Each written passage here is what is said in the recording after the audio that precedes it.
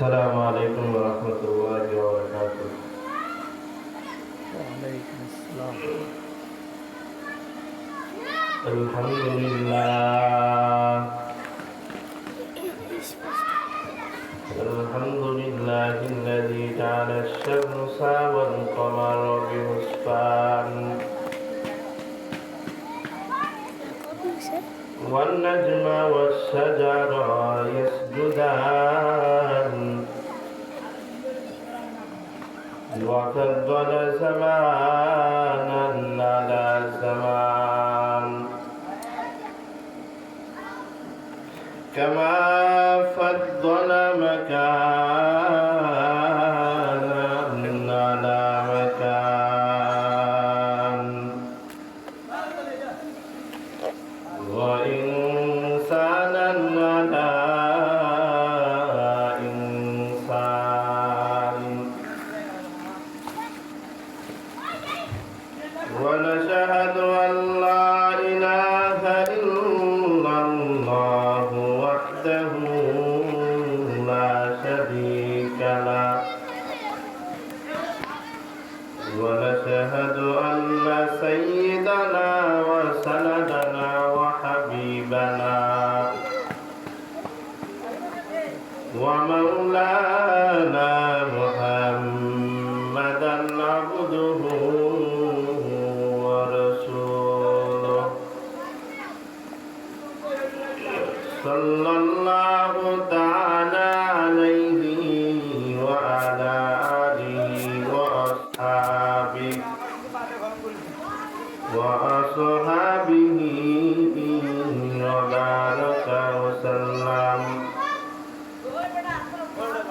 وبارك وسلم تسليما كثيرا كثيرا وبعد فأعوذ بالله من الشيطان الرجيم بسم الله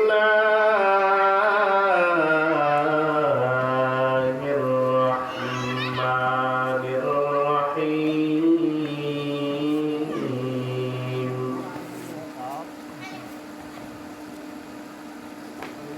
وما أرسلناك إلا رحمة للعالمين. فقال رسول الله صلى الله عليه وسلم تركت فيكم أمرين لن تضلوا ما تمسكتم بهما كتاب الله وسنة رسول أو كما قال النبي عليه الصلاة والسلام. صدق الله مولانا العظيم وصدق رسوله النبي الكريم ونحن على ذلك لمن الشاهدين والشاكرين والذاكرين والحمد لله رب العالمين. اللهم صل على روح محمد في الأجساد وعلى قبر محمد في القلوب وعلى قبر محمد في القبور بلغ الأولى بك الدجى بجماله حسنت جميع خصاله صلوا على والي محمد आकर कुफ्र को मिटाया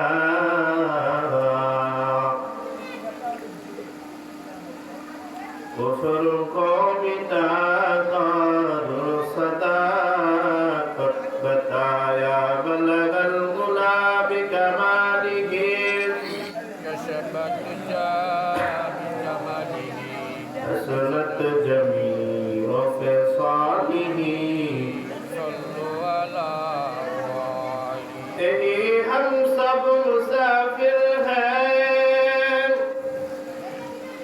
कबार आखिर ठिकाना कोई आगे रवाना हो कोई पीछे रवाना बलगल गुलाब कमालिही كشف الدجى بجماله حسنت جميع خصاله صلوا على والي निगाह मुमिन से तो बदल जाती है तकदीर निगाह मुमिन से तो बदल जाती है तकदीर ऐ बंदा की कुव्वत नहीं कुदरत का इशारा ऐ बंदा की कुव्वत नहीं कुदरत का इशारा ऐ मर्द रद कर के मासी की जरूरत ऐ मर्द रद कर के मासी की जरूरत अब सोबत साले के सवा कोई नहीं सारा अब सोबत साले की सवा कोई नहीं सारा मरदूद है पीछे हमें खबर नहीं लेकिन मरदूद है पीछे हमें खबर नहीं लेकिन ऐब में आलाक जो आमाल है सारा ऐब में आलाक जो आमाल है सारा अल्हम्दुलिल्लाह अल्लाह ताला दरबारे लाखों कोटि शुक्र सुजूद আল্লাহ রাব্বুল আলামিন অত্যন্ত দয়া ও মায়া করে ভালোবেসে আমাদেরকে কোরআনের বাগানে হাদিসের বাগানে আসার বসার মতো তৌফিক দিয়েছেন এজন্য দিল থেকে সকলেই শুকরিয়া আদায় করি আলহামদুলিল্লাহ তিনি কাজ করতে কপাল লাগে কি লাগে ভাই কি লাগে ভাই কপাল লাগে আল্লাহ তাআলা যাকে ভালোবাসেন তাকে দিয়ে তিনি কাজ করেন আল্লাহ তাআলা ডেকে কাজ করেন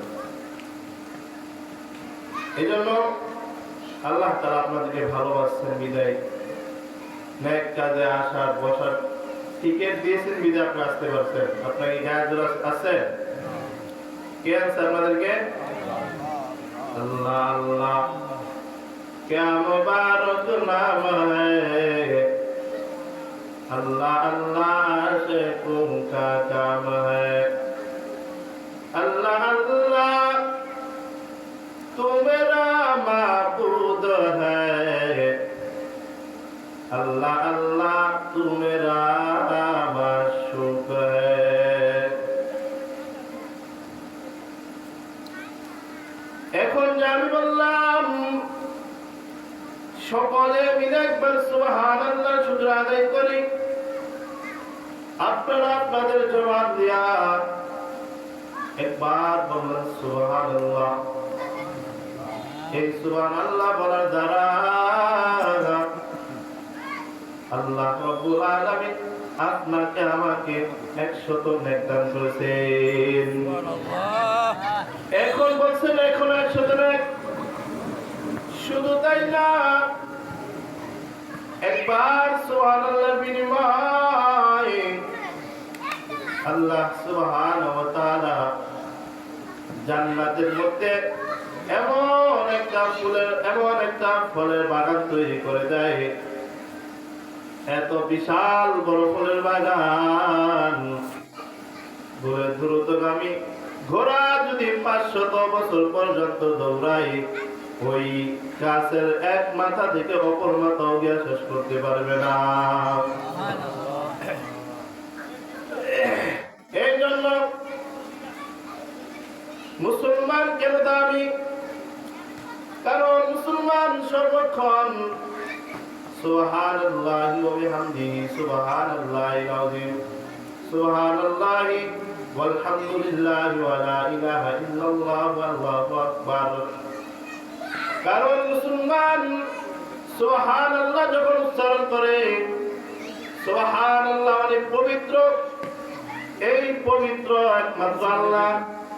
যখন বান্দা সাক্ষ্য দেয়া যায়, আমি বলি আল্লাহ পবিত্র, আমার বান্দা সাক্ষ্য দেয়া দিছে, এবার ওই ফেরেশতা আল্লাহ তাআলা ফেরেশতাদেরকে বলেন,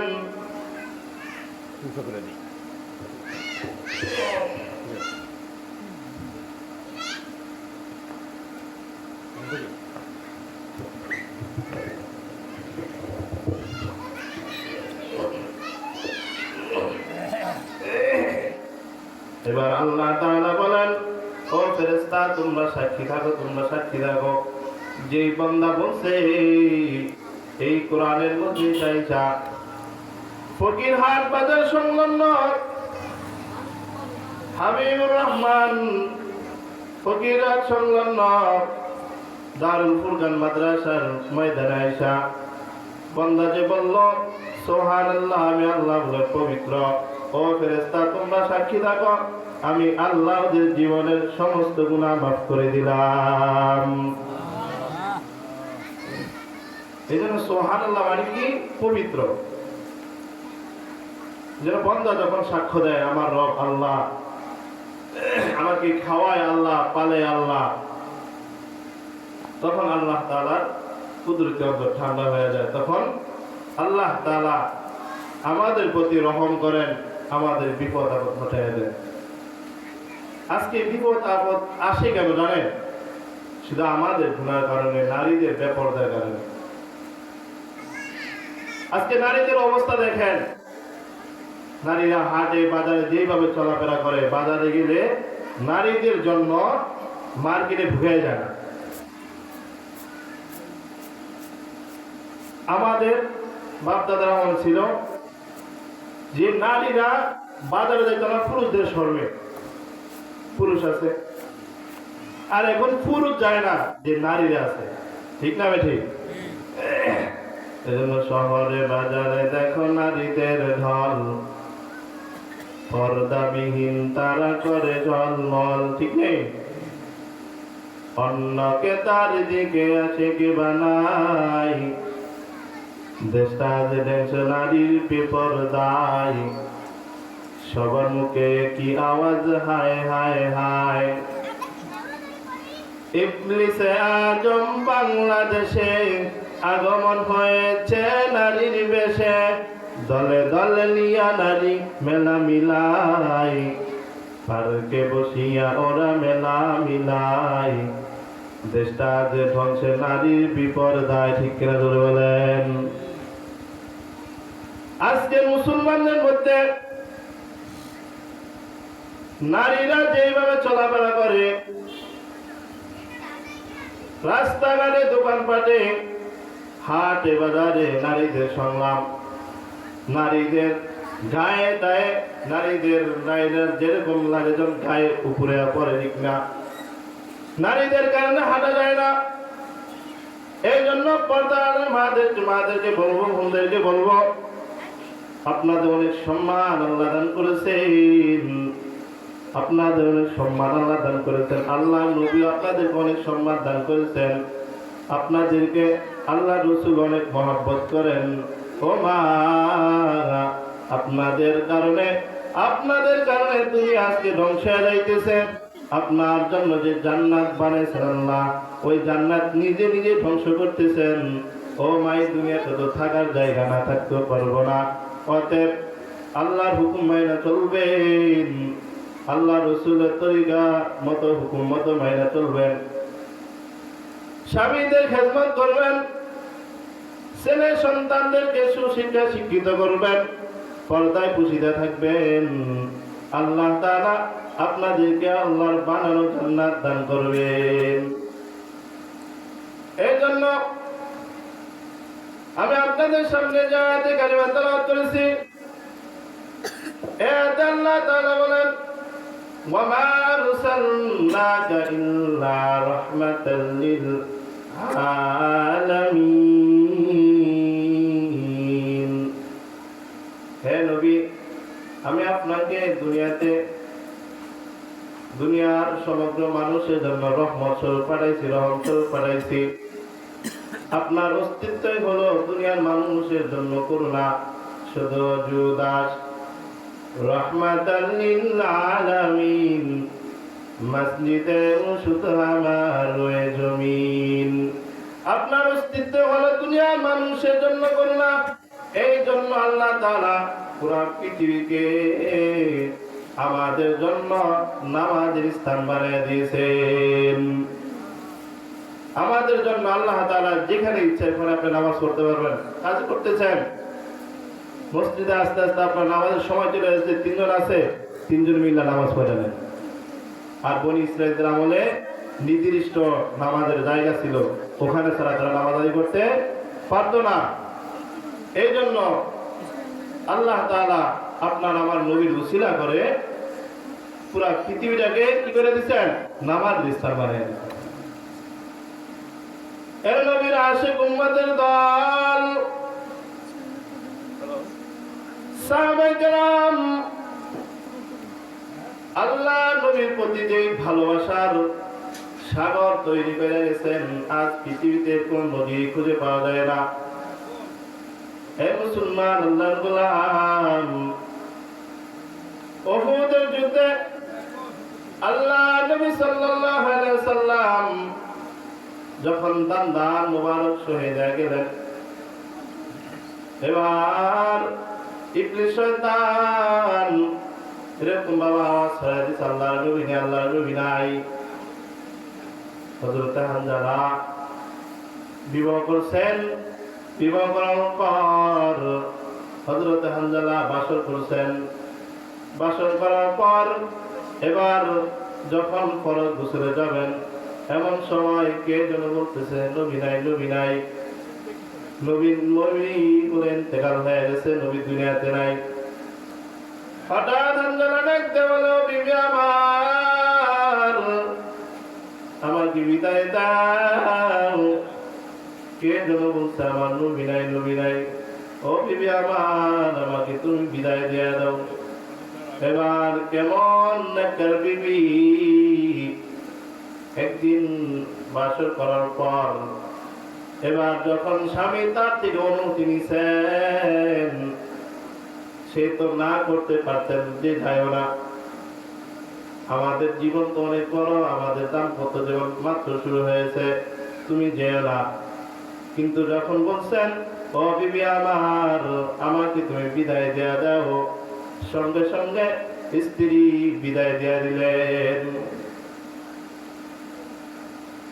বিয়ের যে সামানাগুলো ছিল, ওই সামানাগুলো দোকানদারের কাছে যাইয়া দোকানদারের কাছে নিয়ে গেলেন। যারা রাখতে বলতেছে, ও দোকানদার ভাই, এইগুলা নিয়া একটা তরবারি দাও। আমার নবী বলে, দুনিয়াতে না, কাফেরের বাচ্চারা আমার নবীকে দুনিয়া থেকে বিদায় করে দিয়েছে।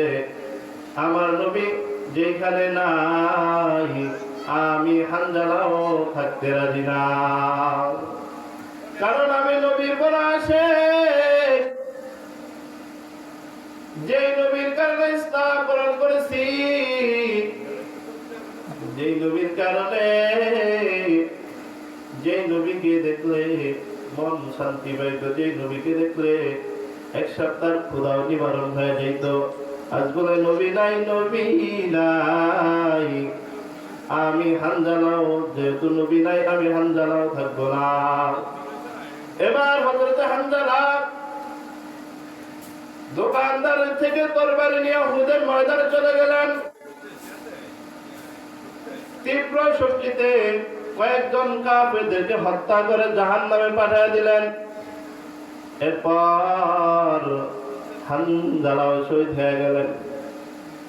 কেমন আছে হানজালা? আপনাদের কি মনে হয়? সবে মাত্র বিয়ে করছে, সহবাস করছে, এরপর ফরজ গোসলের সময় হানজালা চলে গেছে, যায় আবার শহীদ হয়ে গেছে। সাধারণ কথা নাকি বলেন? মুসলমান, এটা কোনো সাধারণ কথা না, এটা আল্লাহর গোলাম, এটা কোনো সাধারণ কথা না রে বাবা।